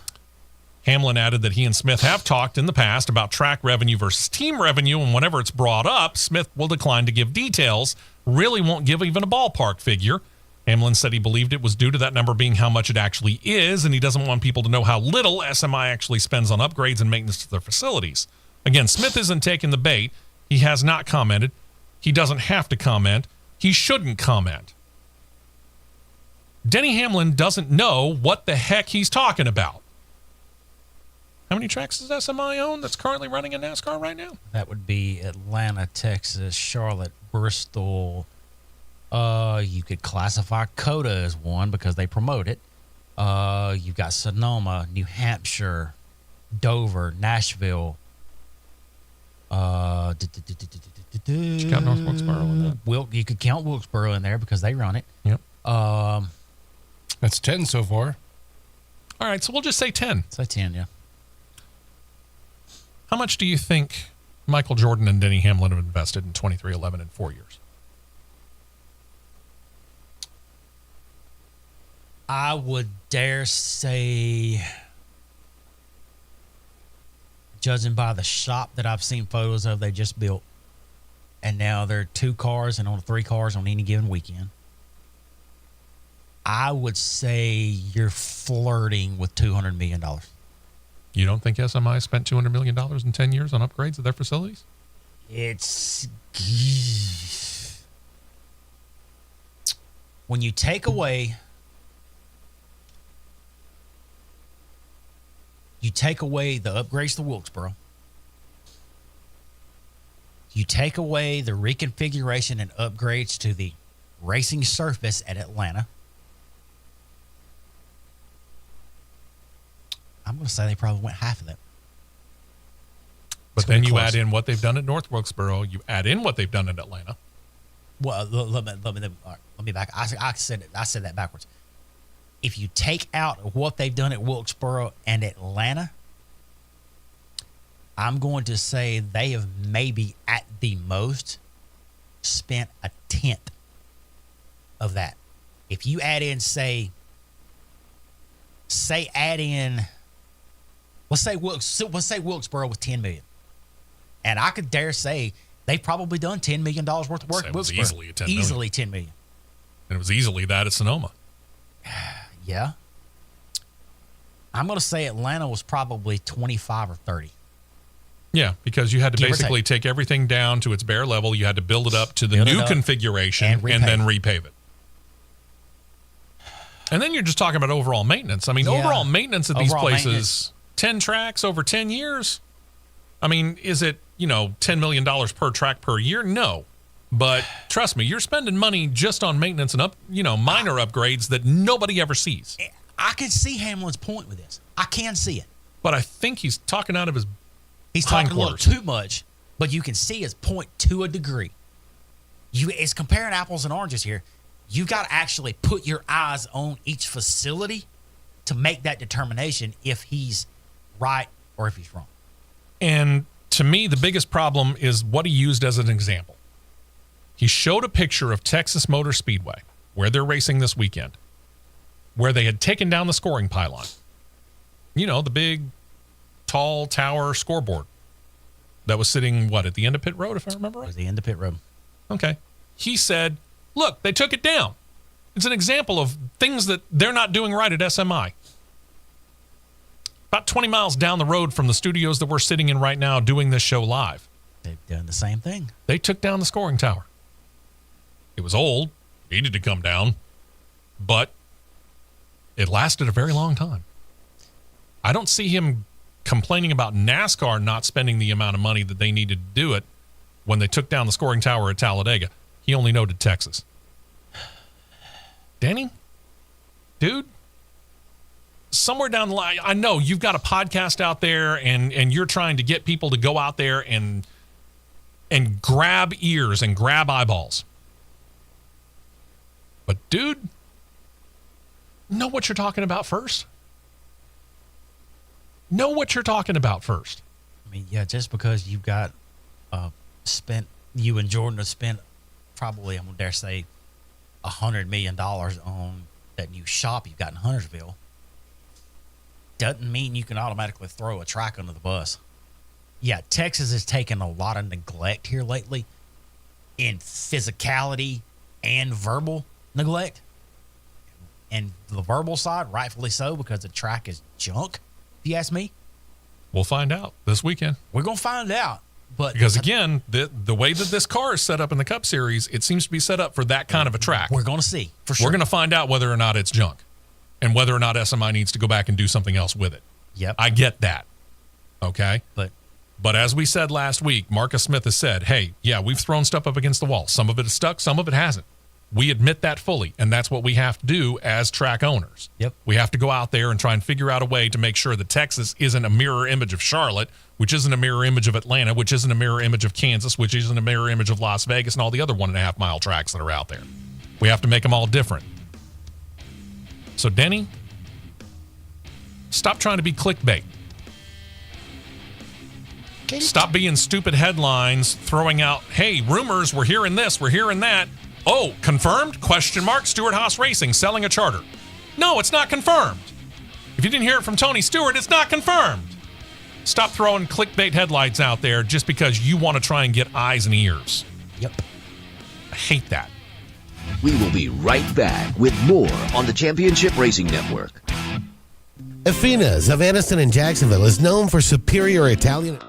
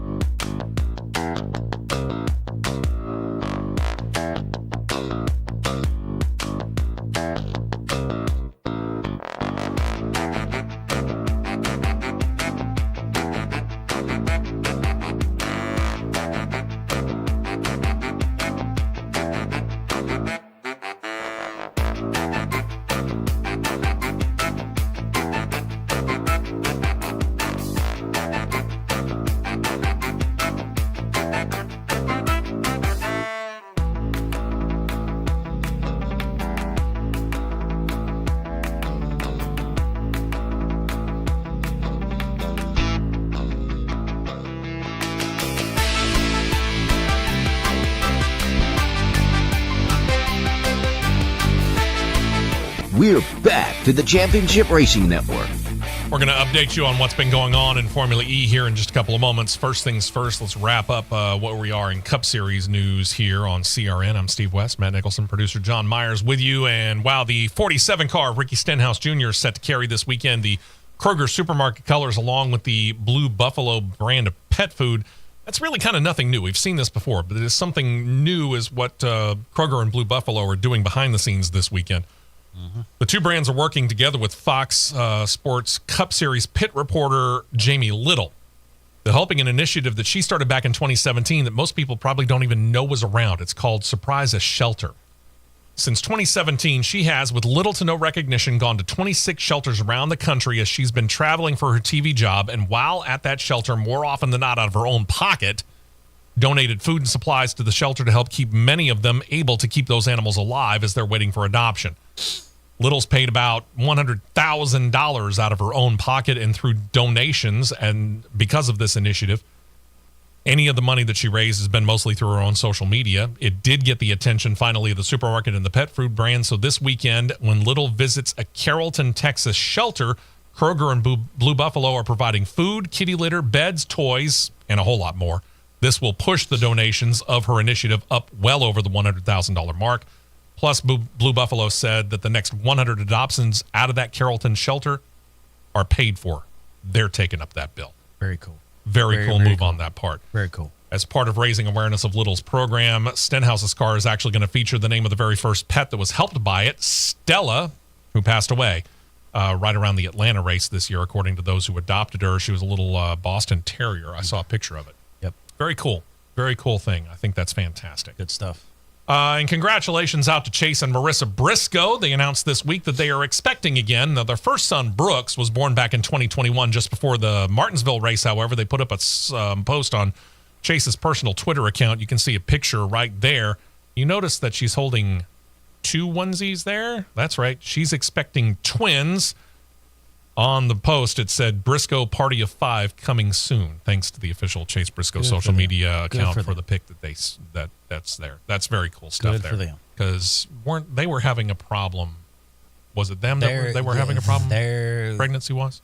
They had, let's just say it, they were having similar issues that I've personally dealt with. Yeah, you and the Kyle and Samantha Bush. Kyle and Samantha, yeah. Yeah. So and the old adage does hold true. After you have treatments to help your first one, typically the second one that you have is a very high chance of being multiples. There you go. There you go. Twins. Congratulations to them.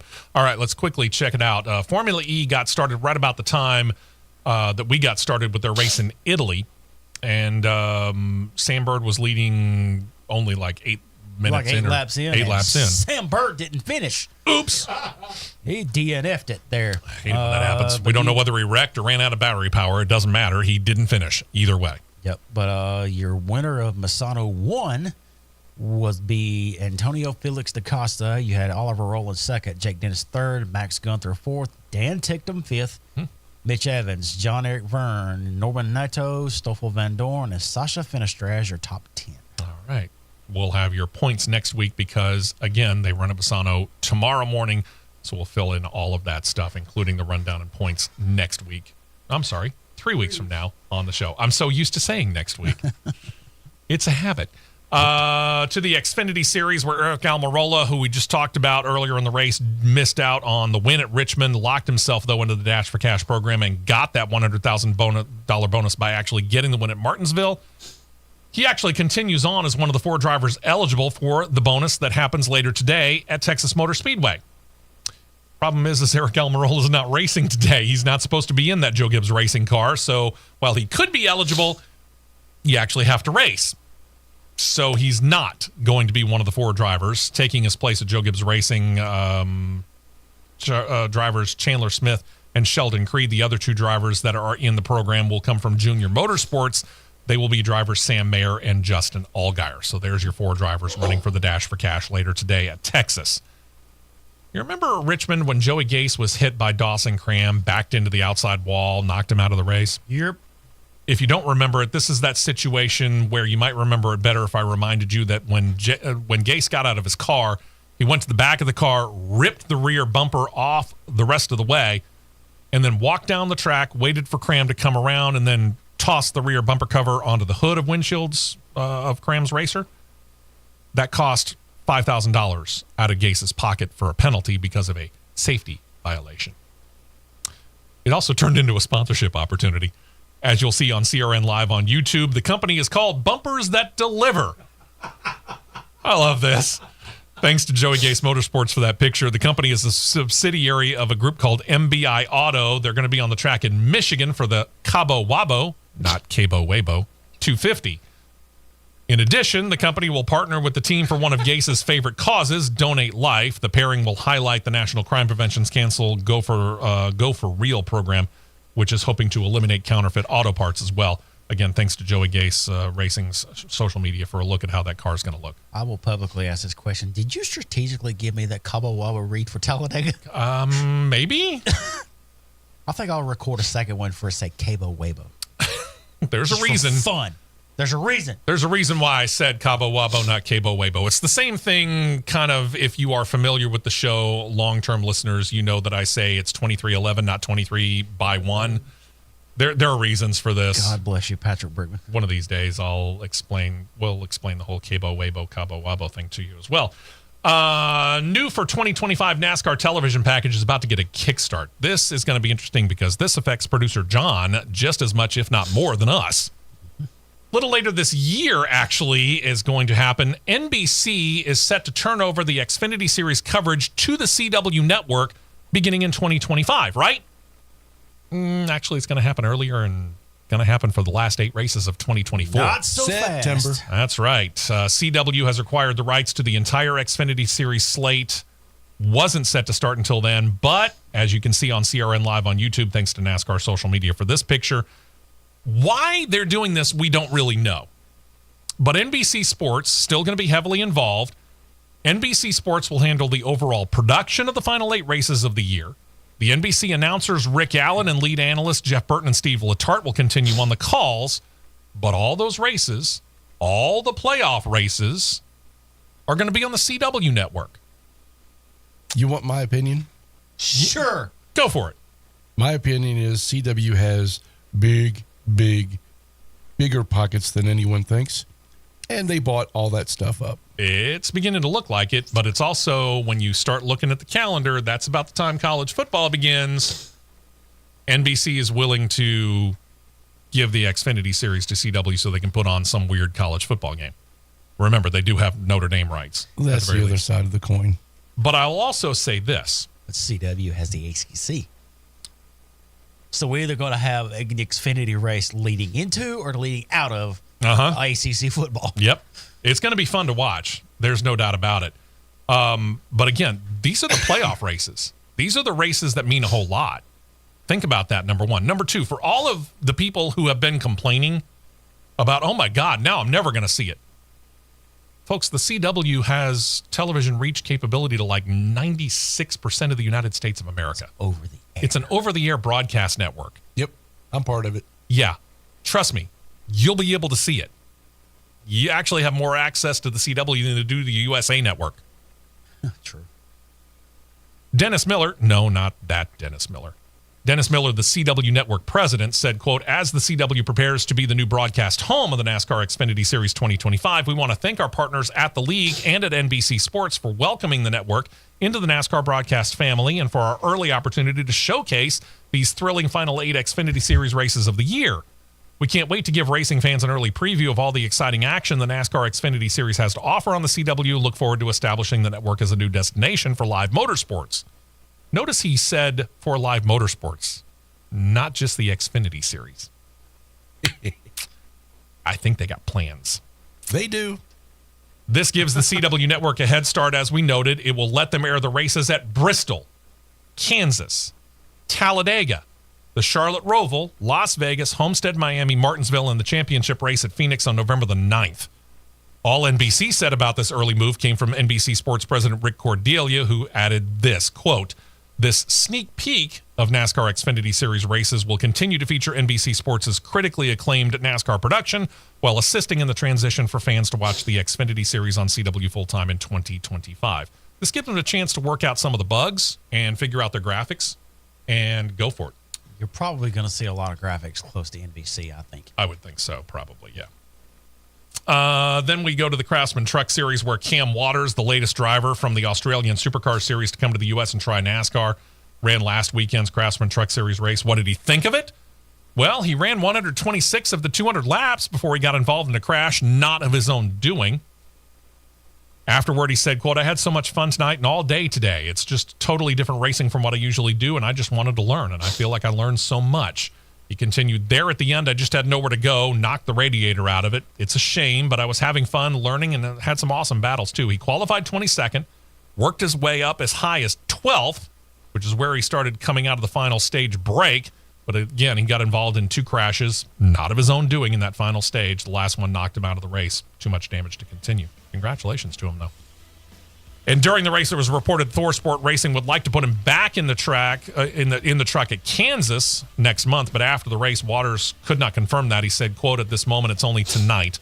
I have a pretty busy schedule with the supercars. Just wanted to get through tonight and see where we're at. We'll look at the calendar to see what we can do from there. It would be a shame if he wasn't able to continue that." Yep. Next time we talk to you, in about 3 weeks, we'll talk Nashville. I'm going to see if I can't get a guest from Nashville who's a little bit closer to this to be able to come on and talk a little bit more about it. But yeah, there's a whole lot more talking about I know who you're talking about. Nashville and Nashville Fairgrounds Speedway. We also want to note this. Our thoughts and prayers go out to the Labonte family because they lost their dad, the patriarch of the family. Bob Labonte passed away. Our thoughts and prayers, as you can see there, the picture, thanks to the Labonte brothers for that picture. Passed away at 90 years old. This was a guy who helped both Terry and Bobby. He was an Xfinity Series crew chief and owner, I think. Yes. As well. So, yeah, big loss to them. So, yeah, our thoughts and prayers go out to them. No doubt about it. Again, next couple of weekends, we're going to be off because we've got Speed Weeks here in Alabama. We've got Talladega Superspeedway hosting NASCAR next weekend, and then, of course, IndyCar and their support teams, support races, all coming to Barbara Motorsports Park the week after that, and we're going to be heavily involved in both of those on site, so not able to do it. So we will invite you. Make sure you check out Crossed Flags, our podcast. It'll drop on Wednesday. We're still going to be able to do those. And then 3 weeks from now, first weekend of the month of May, we'll be back right here to bring you the next edition of the Championship Racing Network. Enjoy the racing this weekend and for the next couple of weeks. We'll talk to you then. This has been a presentation of the Championship Racing Network.